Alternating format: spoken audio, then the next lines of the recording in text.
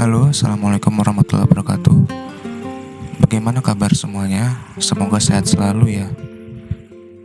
Kali ini saya akan membahas bagaimana perkembangan sejarah, terutama perkembangan Islam di daerah Jakarta, khususnya di Jakarta Utara. Sebelum lanjut ke dalam videonya, alangkah baiknya untuk mengklik tombol subscribe, like, dan komen, serta share ke semua media sosial milik Anda. Sejak dahulu Jakarta sudah memiliki banyak sekali permasalahan, terlebih seperti banyaknya penduduk yang padat sekitar 60%, tempat tinggal yang saling berdempetan, banyak bangunan liar, serta gelandangan atau para kaum fakir dan miskin yang terlantar di jalanan. Sejak tahun 1966, tepatnya pada tanggal 28 April, Presiden Soekarno melantik Gubernur Ali Sadikin untuk bertugas di DKI Jakarta. Sebagai upaya membangun Jakarta, Ali Sadikin merujuk pada rencana inti Jakarta. Secara umum, rencana inti Jakarta mengatur tentang penggunaan tanah yang meliputi kegunaan untuk tempat tinggal, perkantoran, perindustrian, tempat-tempat rekreasi, dan lain sebagainya. Terkait rencana inti, dunia prostitusi di Jakarta ikut pula ditertibkan agar tercipta suatu tata kota yang teratur dan rapi. Tempat-tempat prostitusi di Jakarta pada tahun 1960-an antara lain Boker di Cijantung, di sekitar Jalan Keramat Raya, dan daerah Planet Senen. Berlandaskan rencana induk tersebut, kemudian titik-titik prostitusi tadi ditertibkan oleh pemerintah daerah dengan jalan mendirikan lokasi resosialisasi atau Lokres Keramat Tunggak. Lokasi resosialisasi atau Lokres Keramat Tunggak ini yang nantinya akan menjadi sebuah wilayah atau daerah sebagai pusat pengembangan Islam di DKI Jakarta atau yang lebih dikenal dengan Jakarta Islamic Center. Lokres Keramat Tunggak terletak di Kecamatan Tanjung Priok, Kota Madia, Jakarta Utara, daerah khusus Ibu Kota Jakarta. Saat pertama kali berdiri, luas bangunan di lokasi resosialisasi atau Lokres mencapai 6,2 hektar.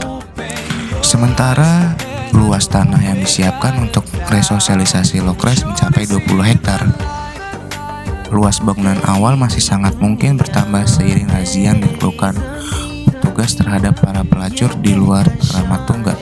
Tentunya kebijakan Bapak Ali Sadikin ini mendapat pertentangan atau kontroversi mengingat mayoritas penduduk DKI Jakarta beragama Islam.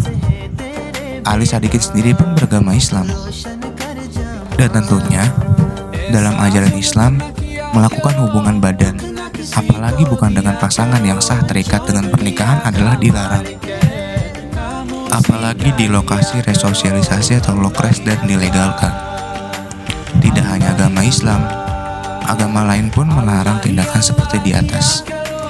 Hingga menjelang akhir ditutupnya Lokres Keramat Tunggak tahun 1999 yang jumlahnya mencapai 1.615 orang. WTS di bawah asuhan 258 orang Germau atau mucikari. Mereka tinggal di 277 unit bangunan yang memiliki 3.546 kamar. Artinya, lokalisasi ini tumbuh dan berkembang dengan sangat pesat, yang akhirnya menimbulkan masalah baru pada masyarakat di lingkungan sekitarnya. Dan sekaligus citra Jakarta yang tidak bisa dipisahkan dari sejarahnya sebagai sebuah kultur Betawi yang sangat identik dengan komunitas Islam yang terbuka, bersemangat multikultur, toleran, dan sangat mencintai Islam sebagai identitas utama kebudayaan mereka. Dari hasil penelitian tersebut, pada tahun 1997 direkomendasikan agar Lokres tersebut ditutup. Pada tahun 1998 dikeluarkan surat keterangan Gubernur DKI Jakarta nomor 495/1998 tentang penutupan panti sosial tersebut selambat-lambatnya akhir Desember 1999. Pada 31 Desember 1999, Lokasi resosialisasi keramat tunggal secara resmi ditutup melalui SK Gubernur Jakarta nomor 6485/1998. Selanjutnya, Pemda Provinsi DKI Jakarta melakukan pembebasan lahan ex Lokres Keramat Tunggal. Dibebaskannya Lokres menimbulkan gagasan terhadap lokasi bekas keramat tunggal tersebut. Ada yang mengusulkan pembangunan perdagangan atau mal, perkantoran, dan lain sebagainya. Namun Gubernur Sutioso memiliki ide lain, yaitu membangun Islamic Center. Sebuah ide yang sangat cemerlang, yang menyatukan kelompok-kelompok lain yang awalnya berbeda-beda. Lalu pada tahun 2001, Gubernur Sutioso melakukan sebuah forum curah gagasan dengan seluruh elemen masyarakat untuk mengetahui sejauh mana dukungan masyarakat terhadap perubahan yang telah dicanangkan. Ternyata, pada tanggal 24 Mei 2001, dukungan itu semakin kuat. Gagasan untuk membangun Jakarta Islamic Center atau JIC dikemukakan Gubernur Sutioso kepada Profesor Azumardi Azra, Rektor UIN Syarif Hidayatullah di New York di sela-sela kunjungan ke PBB pada tanggal 11-18 April 2001, dan tentunya mendapatkan respon yang sangat positif. Setelah adanya konsultasi terus-menerus antara masyarakat, ulama, praktisi baik skala lokal maupun regional, bahkan internasional, akhirnya diwujudkan dalam sebuah master plan pembangunan JIC pada tahun 2002. Kemudian dalam rangka memperkuat ide dan gagasan pembangunan JIC, pada Agustus 2002 dilakukan studi komparasi ke Islamic Center di Mesir, Iran, Inggris, dan Perancis. Pada tahun yang sama dilakukan perumusan organisasi manajemen JIC. Kehadiran JIC ternyata sesuatu yang sangat fenomenal sebagai produk zaman yang strategis dan monumental. Dalam rangka menyongsong cita-cita besar umat Islam yang digantungkan kepada Jakarta Islamic Center, dikeluarkan SK Gubernur KDKI nomor 99/2003 tentang pembentukan organisasi dan tata kerja Badan Pengelola Pusat Pengkajian dan Pengembangan Islam Jakarta atau yang lebih dikenal saat ini dengan sebutan Jakarta Islamic Center. Selanjutnya, pada bulan April tahun 2004, Badan Pengelola Pusat Pengkajian dan Pengembangan Islam Jakarta atau Jakarta Islamic Center diangkat atau dilantik melalui SK Gubernur KDKI Jakarta nomor 651/2004.